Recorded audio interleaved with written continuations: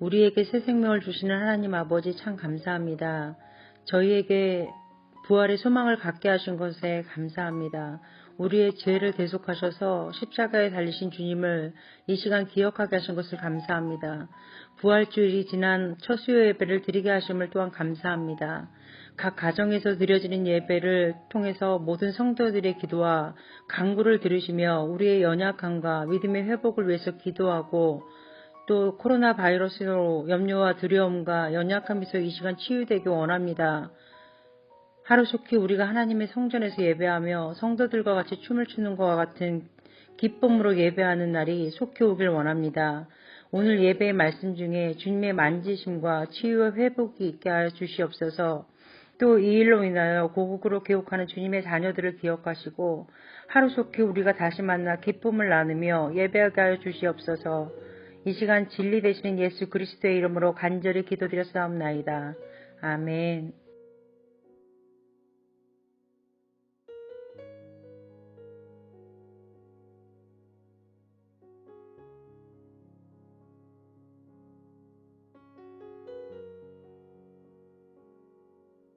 오늘은 창세기 26장 1절에서 22절 말씀을 가지고 이삭을 축복하신 하나님, 이러한 제목을 정해봤습니다.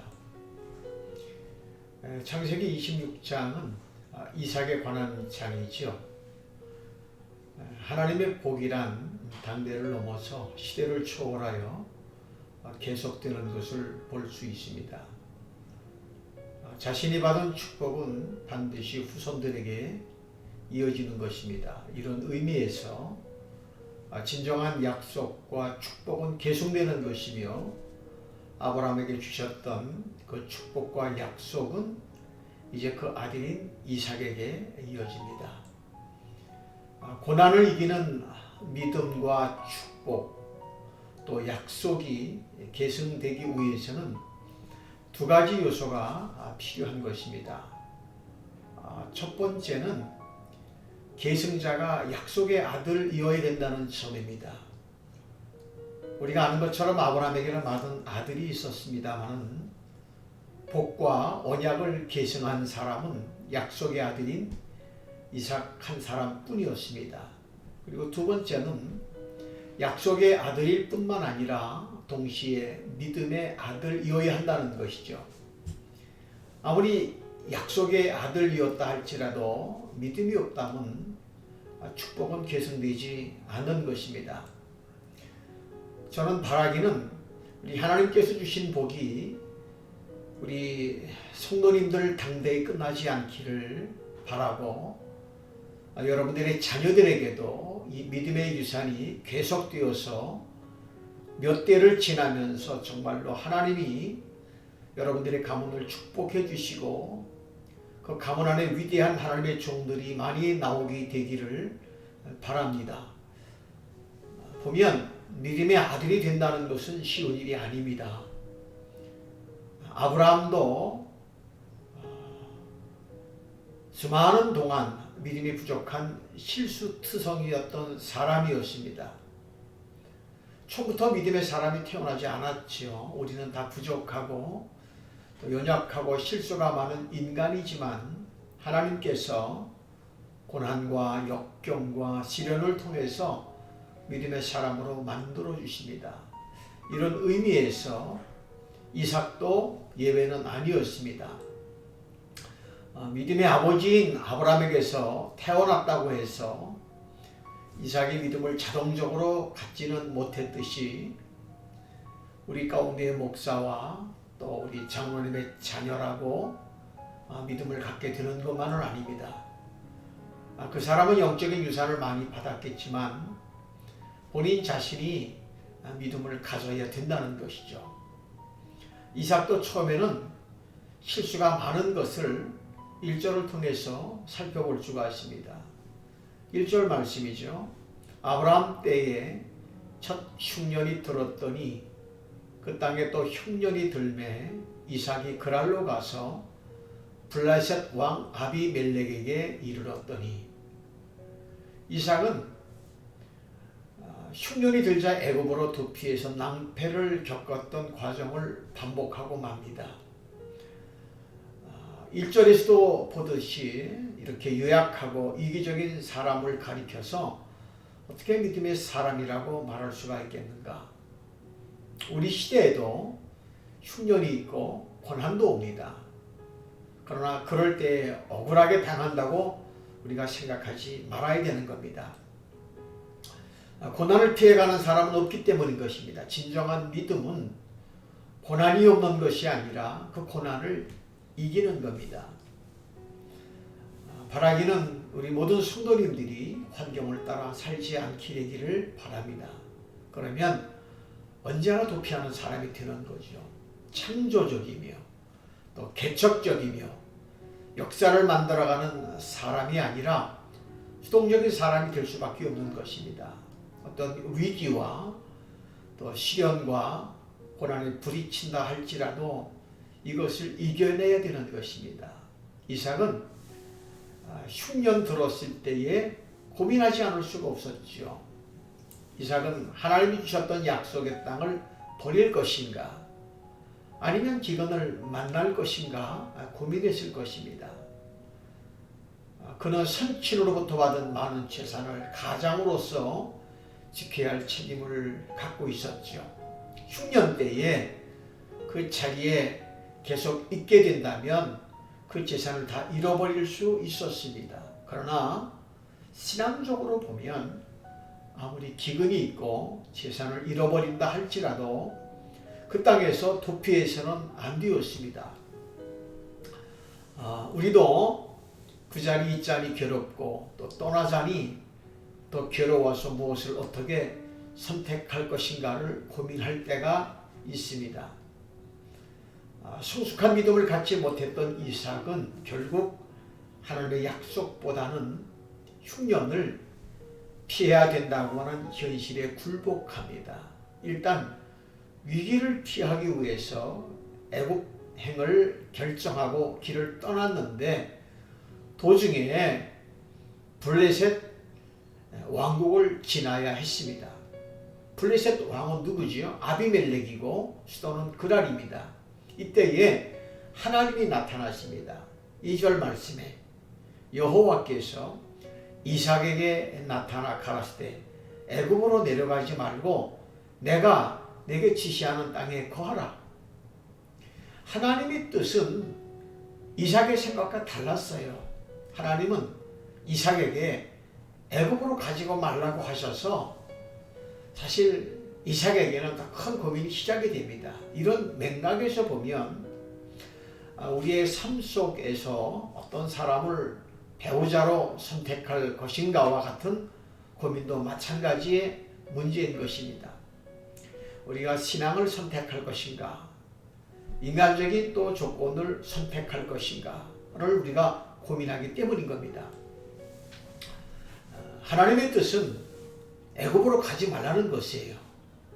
기근과 흉년이 있기는 하지만 하나님이 주신 땅에서 견디고 거하라고 하는 것이 하나님의 뜻이었습니다. 그러나 이삭은 고민합니다.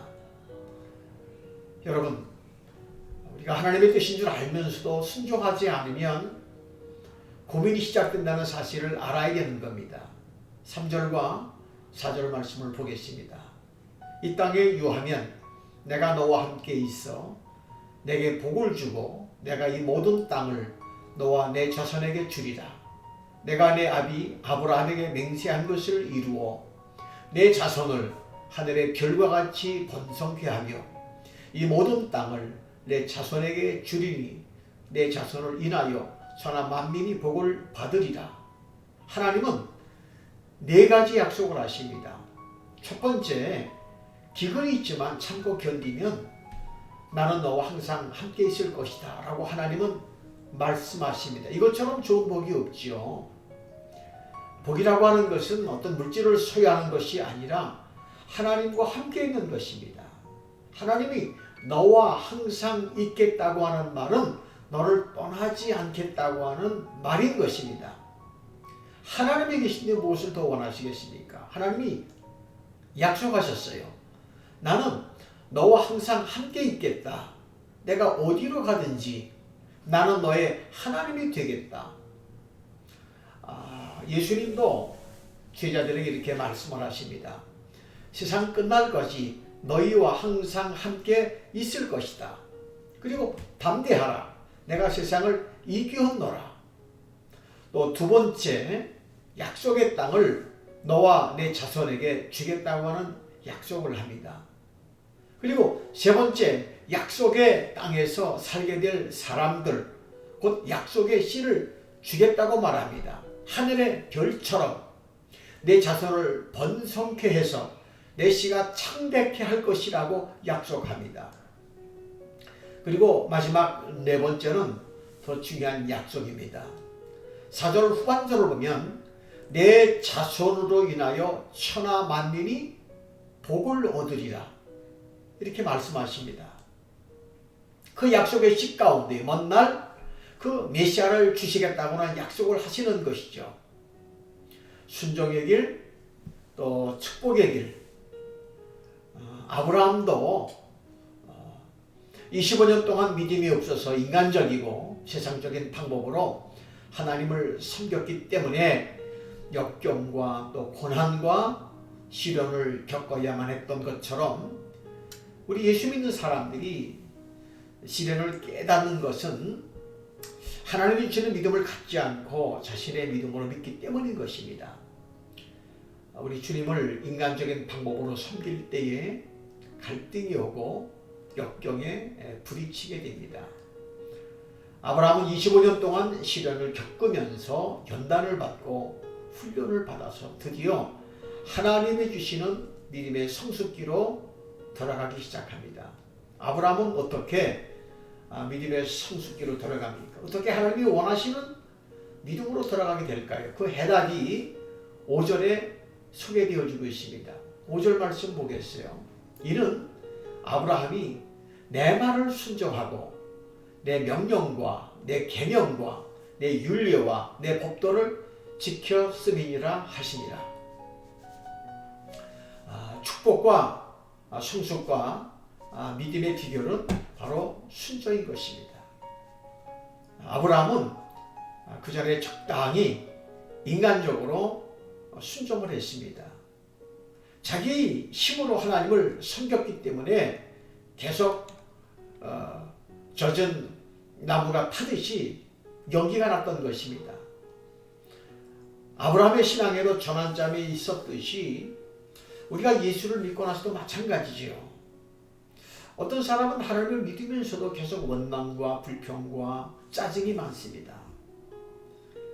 그건 하나님도 괴롭고 자신도 괴로운 신앙을 하고 있을 때가 있습니다. 이런 과정은 빨리 끝내야 되는 겁니다. 이런 과정을 끝내고 나면 정말 자유한 기쁨과 능력이 충만하고 하나님을 섬김에 있어서 갈등이 없는 그런 시간이 찾아오는 겁니다.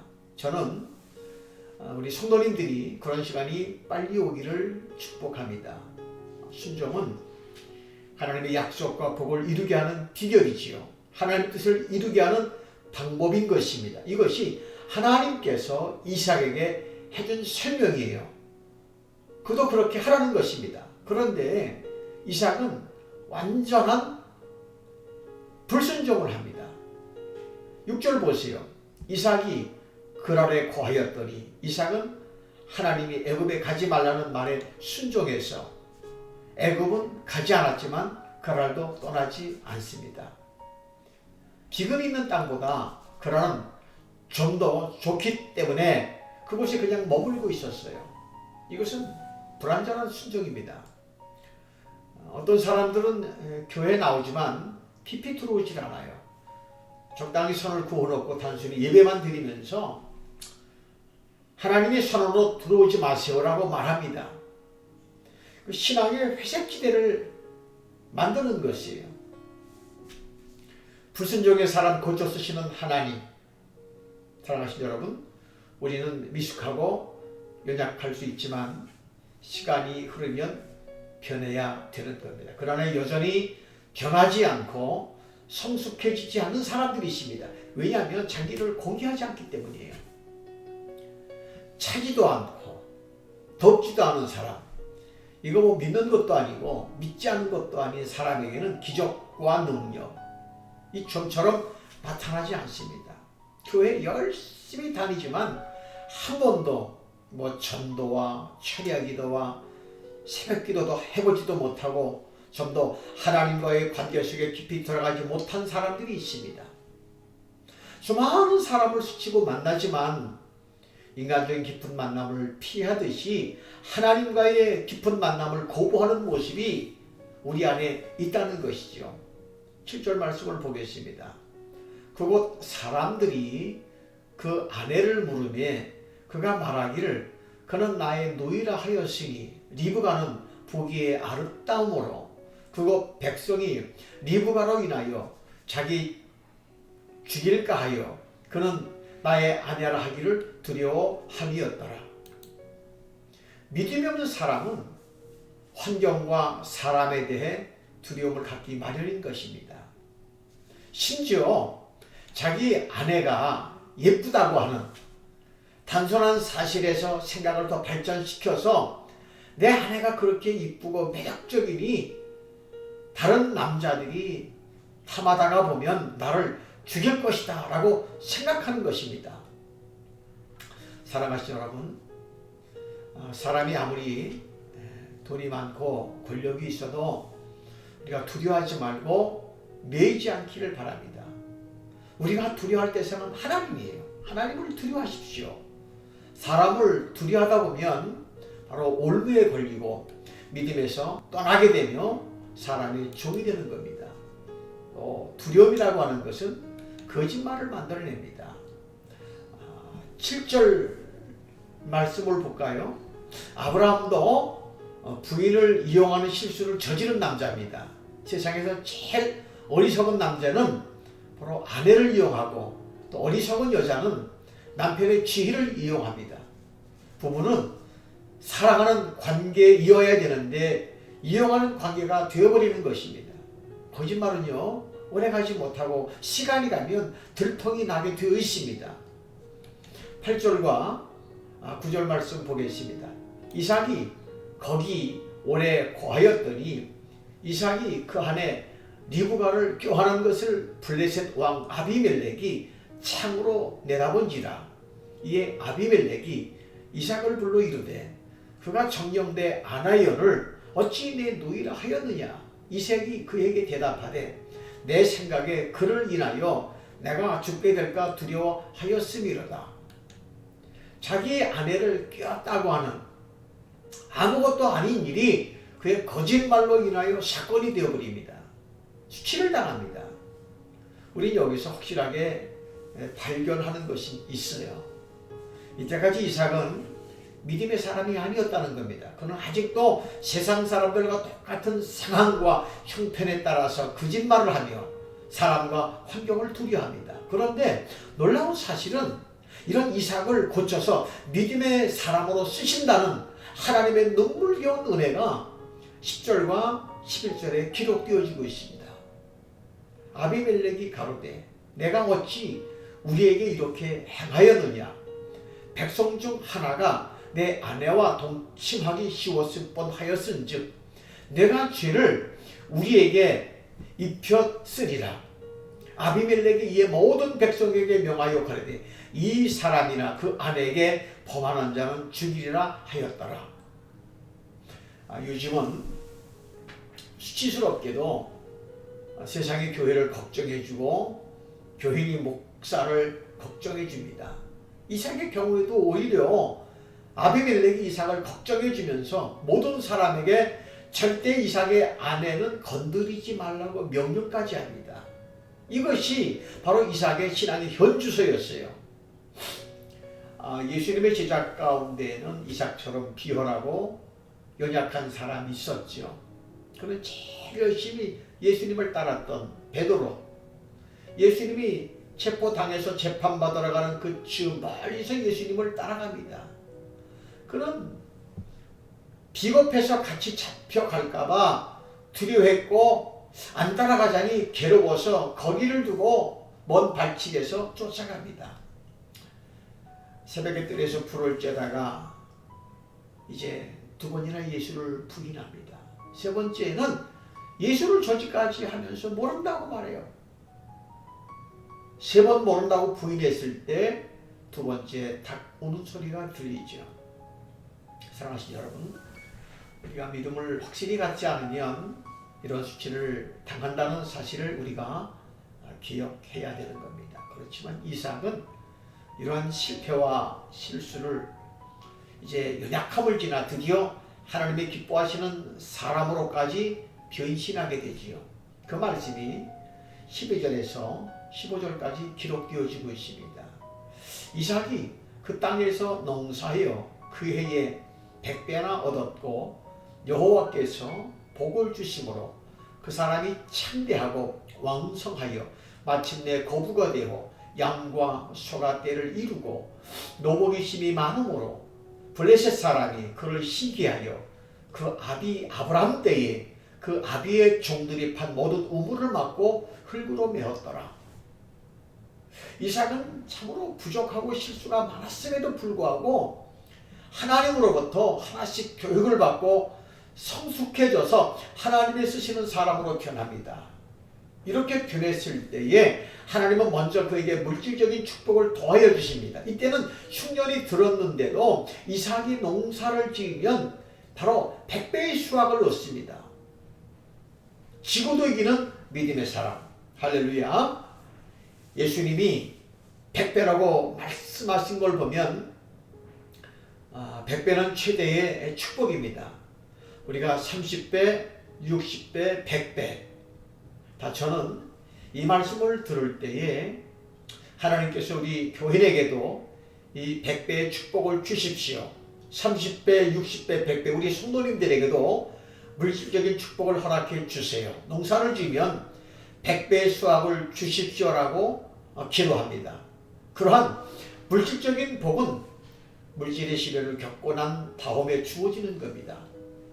사랑하시는 여러분, 저는 여러분들에게도 고난과 시련을 겪고 난 다음에 이삭과 같은 축복이 임할 줄을 믿습니다. 그러나 우리는 여기서도 발견하는 것이 있습니다. 블레셋 사람들이 이삭이 하는 일마다 잘 되는 것을 시기해서 아브라함 때 판 우물을 흙으로 막아버리는 거예요. 성공은 언제나 시기와 질투를 불러일으킨다고 하는 것을 알아야 됩니다. 이게 바로 필연적인 것입니다. 급기야는 블레셋의 아비멜렉까지도 이삭에게 떠나라고 강요합니다. 16절이죠. 아비멜렉이 이삭에게 이르되 내가 우리보다 크게 강성한 즉 우리를 떠나가라. 그런데 여기서 아주 참 중요한 한 가지 사실을 발견하게 되는 겁니다. 이삭이 거부가 되었고 시기와 질투를 받아 싸움이 붙었는데 이삭은 원망과 불평을 하지 않았다는 사실이에요. 이것은 참 매우 특이한 것으로 그만큼 이삭이 하나님의 사람으로 성숙해져 있다고 하는 것을 의미하는 겁니다. 제가 성경을 통해서 한 가지 발견하고 있는 사실 중 하나는 정말 우리가 축복을 받고 싶다면 원망과 불평을 하지 말고 핑계하거나 남을 욕하지 말라는 겁니다. 성공을 해서 권력과 물질을 다 가지고도 원망과 불평만 하는 사람들은 지옥의 삶을 살고 있는 사람들이에요. 우리가 비록 가난해도 감사와 찬송을 하는 사람들은 천국에서 사는 사람들입니다. 원망이 우리에게 오면 얼른 그것을 내보내야 되는 겁니다. 불평을 잡지 마십시오. 이삭은 원망하고 불평하지 않고 블레셋 사람들이 와서 자기 우물에다 흙을 집어넣으면서 슬그머니 떠나서 또 다른 곳에 가서 우물을 팝니다. 17절 18절 말씀을 보겠어요. 이삭이 그곳을 떠나 그날 골짜기에 장막을 치고 거기 우고하며 그 아비 아브라함 때에 팠던 우물들을 다시 팠으니 이는 그 아브라함 죽은 후에 블레셋 사람이 그 우물들을 메웠습니다. 이삭이 그 우물들의 이름을 그 아비의 부르던 이름으로 불렀더라. 이삭은 이제 아브라함의 믿음으로 돌아갑니다. 어리석은 자녀들은 아버지의 관계가 좋지 않으면 반항심으로 아버지가 하던 것을 다 바꿔놓습니다. 그리고 실패를 하고 나면 결국 아버지가 했던 방법으로 돌아가는 것입니다. 근데 이삭은 아버지가 부르던 이름으로 우물의 이름을 다시 부르고 아버지가 팠던 우물을 다시 팝니다. 그는 아버지의 위대함을 보게 되었던 거예요. 19절과 22절 말씀을 보니까 이삭의 종들이 골짜기에서 파서 샘 근원을 얻었더니 그날 목자들이 이삭의 목자와 다투어 가로되 이 우물은 우리의 것이라 하며 이삭이 그 다툼을 인하여 그 우물 이름을 에색이라 하였으며 또 다른 우물을 팠더니 그들이 또 다투는 거로 그 이름을 신나라 하였으며 이삭이 거기서 옮겨 다른 우물을 팠더니 그들이 다투지 아니하였으므로 그 이름을 르호봇이라 하여 가로되 이제는 여호와께서 우리의 장소를 넓게 하셨으니 이 땅에서 우리가 번성하리로다 하였더라. 우리는 이삭에게서 예수님의 모습을 볼 수가 있습니다. 싸우지도 않고 도살장에 끌려가는 양같이 당하는 모습. 그에게는 또 하나의 특징이 있죠. 그가 파는 우물마다 물이 잘 나온다는 거예요. 이삭이 손만 대면 복이 오는 겁니다. 그래서 사람들은 우물을 계속 뺐다가요 슬슬 겁이 나는 겁니다. 그는 하나님의 사람이므로 그를 괴롭히면 큰일 나겠다고는 생각을 합니다.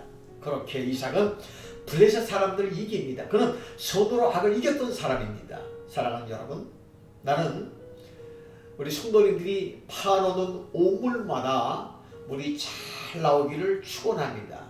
다시 말하면 여러분들이 하는 기업 또 일마다 잘 되면 얼마나 좋겠습니까? 이것이 이삭이 받은 축복입니다. 그런 축복을 나눠주는 사람입니다. 저는 우리 찬양교회 성도들이 이런 축복을 나눠주는 사람 되어지기를 바랍니다.